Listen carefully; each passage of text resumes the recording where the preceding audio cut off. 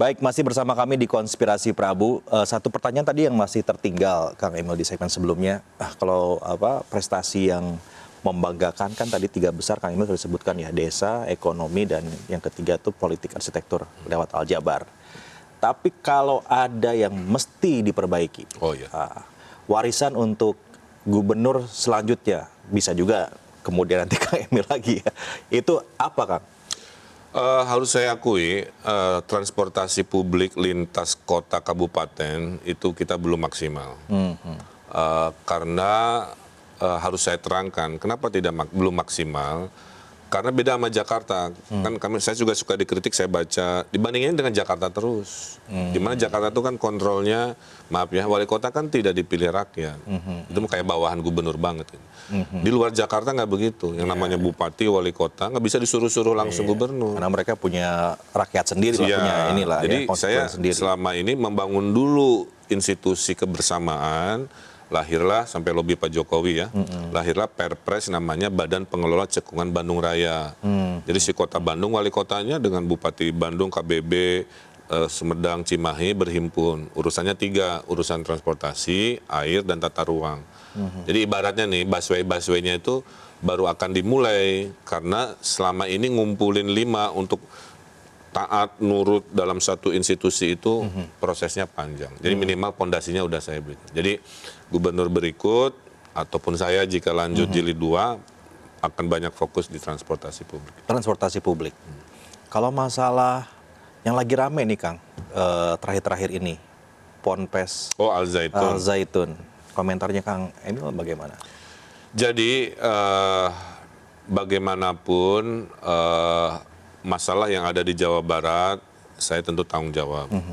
Tapi pemirsa harus tahu, ada 6 urusan yang pemerintah daerah itu tidak boleh ngambil keputusan langsung. 1, pertahanan. Maka Pangdam lapornya kan ke Panglima TNI atau Kasat. 2, keamanan. Jadi Polda nggak lapor gubernur, bukan atasan, tapi ke Kapolri. Kemudian justisi ya, hakim, pengadilan nggak bisa intervensi. Kemudian agama, nah ini agama itu bukan urusan wali kota, bupati, gubernur, urusan menteri agama, kira-kira begitu. Yang kelimanya fiskal, nggak boleh ngarang-ngarang pinjam duit sendiri, ibaratnya. Keenamnya hubungan luar negeri, nggak boleh. Itu juga nggak boleh juga. Nggak boleh pergi-pergi sendiri ke Israel kemana tanpa izin gitu ya, misalkan. Nah urusan agama ini itu, dinamikanya yang namanya sekolah di Republik ini, ada yang sekolah diurus oleh bupati namanya SD SMP. Betul. Atau wali kota. Ada sekolah yang diurus oleh provinsi namanya SMA, SMK, SLB. Ada sekolah yang diurus oleh Panadim namanya universitas. Ada juga yang sekolah diurus oleh Menteri Agama namanya pesantren.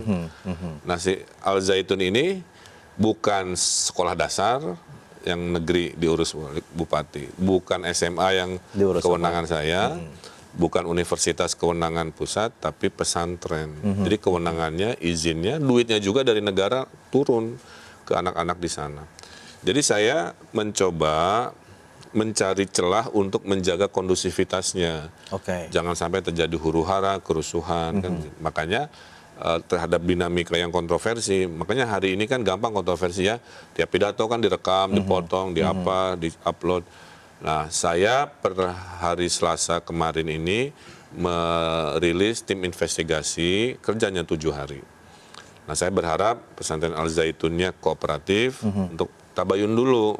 Walaupun info-info menyatakan arahnya sudah negatif lah ya, persepsinya. Tapi tetap saya harus memberi kesempatan mereka menyampaikan dulu. Kalau ternyata hasil akhirnya memang harus ada tindakan, barulah saya ambil tindakan. 1, misalkan mengusulkan kepada kewenangan Kementerian Agama kan, untuk mengevaluasi, membekukan izin misalkan dan lain sebagainya. Menyetop bantuan keuangan gitu. Hanya itu batasnya. Jadi ekspektasi masyarakat, Anda kan gubernur, langsung dong tutup. Nah itu nggak sesederhana itu. Itu malah menyalahi kewenangannya. Kadang-kadang ya, jadi pemimpin tuh kadang-kadang harus ikut populisme, maunya rakyat gitu. Kadang-kadang harus nahan diri walaupun dikritisi gitu kan. Tapi saya tahu nggak bisa pakai emosi, harus sesuai aturan hukum dan sebagainya. Nah jadi sedang diinvestigasi, 7 hari Masih berjalan ya, masih tim investigasi. berjalan sampai Selasa di tanggal 24-25-an. Nanti laporannya menjadi dasar saya mengambil sebuah tindakan. Apa betul bahwa memang Ponpes ini kurang kooperatif selama ini begitu kan? Saya monitor dari laporan begitu. Kemarin saja ASN kami dimaki-maki. Ya, Padahal ya. berada di sana untuk menunjukkan negara hadir, memberi fasilitasi. Gitu ya. Sementara persepsinya begitu.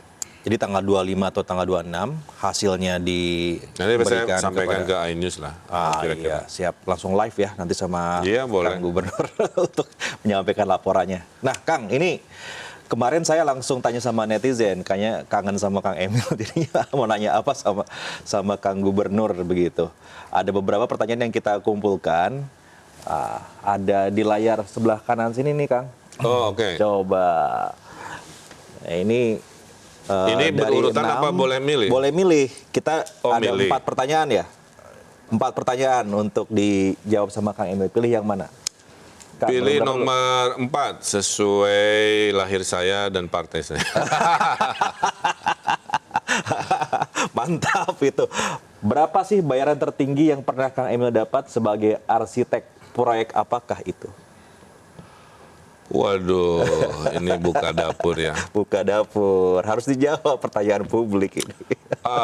Pernah dulu 9 miliar. 9 miliar? Iya. Tahun berapa itu, Kang? Ya sebelum saya jadi wali kota lah. Wow, 9 miliar tahun itu mah tuh gede banget. Itu di mana? Lumayan. Makanya saya kehilangan pendapatan jadi wali kota gubernur. Jadi gubernur endorsement juga nggak bisa ya di Nggak sosmed. bisa. Kalau bisa begitu. Ini setelah September saya bisa ngendorse lagi. bisa endorse. Mahal kita endorse. Oh, 20 juta 20 follower udah saya juta. hitung monetisasinya. Lumayan. Modal. Kalah kita.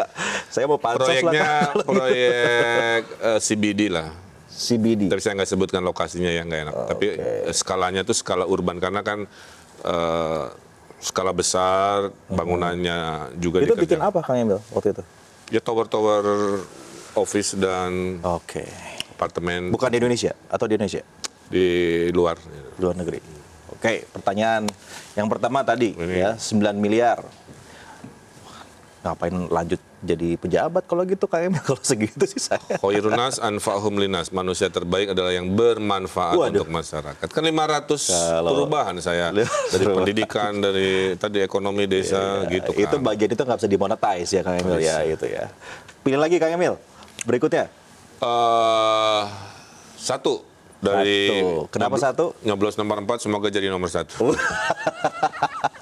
bisa. supaya bisa. menang. Bisa. Coba kita lihat nomor 1 apa? Sebagai kader Golkar, coba. Kang, kenapa Partai Golkar Gini, lambangnya beringin? kalau iya pun Beringin ada bukan? makhluk halusnya, tinggal baca ayat kursi. Satu, hilang makhluk halusnya. Saya bicara ilmiah ya. Nih pemirsa iNews nih, kalau stres, menurut teorinya, peluklah pohon. Bukan peluk besi, peluk tiang. Karena di bawah pohon itu kan rindang. Itu oksigen turun. Ini ilmiah nih. Beneran ini Kang? Ya, Ini beneran? Beneran. Oke. Shower oksigen turun, adrenalin turun, stres turun. Jadi kalau bertengkar suami istri, kalau mau cepat baikan, berdamailah di bawah pohon rindang. Dan pohon rindang identik dengan Partai Golkar. Siap. Tuh jawabannya ya. Ini pertanyaannya ada-ada aja. nih. Iya. Oke, berikut nomor 3 lah. Nomor 3. Kenapa nomor 3? Kenapa nomor 3? Karena anak saya 3. Oh, karena anaknya kayak nomor 3. Oke, Walaupun buka. almarhum 1. Ya. Kita mainkan Kang Emil. Kenapa kalau kita gagal dibilang nasi sudah menjadi bubur, padahal bubur kan enak. BTW Kang Emil tim bubur diaduk atau nggak diaduk? Maksudnya nasi sudah jadi bubur karena bubur nggak bisa dibalikin jadi nasi. Gitu. Saya tim diaduk. Tim diaduk? Ya, karena menurut kedokteran kalau tidak diaduk itu respon tubuh itu tidak maksimal karena merespon keripik dulu, terus merespon merespon si buburnya. Jadi nggak lengkap. Tapi kalau diaduk gitu dalam satu si sendoknya itu sudah tercampur yang namanya protein, karbohidrat gitu. Serat ada di situ semua ya. Jadi dianggap tubuh merespon Emang kalau lebih sehat. anak teknik tuh beda jawabannya. Semuanya harus ilmiah. Oke. Berikutnya terakhir nih Kang Emil. Ya. Terakhir 5 Pancasila lah ya. Nomor 5 Pancasila. Siap. Kita buka nomor 5. Apa momen yang bisa bikin Kang Emil gregetan sama Bu Cinta? Berani jawab nggak, Kang? Jadi gregetan di sini saya artikan sebagai sabar ya. Kenapa sabar? Suatu hari mau ke kondangan nanya hijabnya kuning apa hijau? Saya bilang kuning aja. Tapi kan hijau bagus. Ya udah hijau juga bagus. Dalam hati kenapa nanya kan? 10 menit balik ke kamar keluar hijabnya biru. Jadi disenyumin aja kan? Nanya kuning hijau. Dijawab kuning pengennya hijau, masuk ke dalam jadi biru. Jadi ya memang tidak mudah memahami isi hati wanita. Itu sih kita ketawa kakak kayak soalnya ngalamin juga. Kita akan jeda dulu. Nah, di segmen berikutnya kita bahas yang serius. Apa rencana seorang Ridwan Kamil di pemilu 2024 ini? Ayo kita bocorkan setelah yang satu ini. Yang saya tidak duga justru survei DKI gitu. Kan saya nggak pernah, maaf ya, pasang baliho ala Pak Ahmad Sahroni misalkan ya. Kan nggak ada. Sahabat saya bertelepon. Sahabat kita juga. Nggak ada. Sehingga betul survei itu satu-satunya cara membaca mood warga hari ini, tapi tidak membaca kerja-kerja di detik-detik akhir. Itu punya faktor penentu. Makanya saya juga bingung sampai hari ini kan perjodohan itu berbalas pantun gitu kan ya, tipis-tipis, kasih sinyal-sinyal. Masyarakat juga nggak bisa nebak.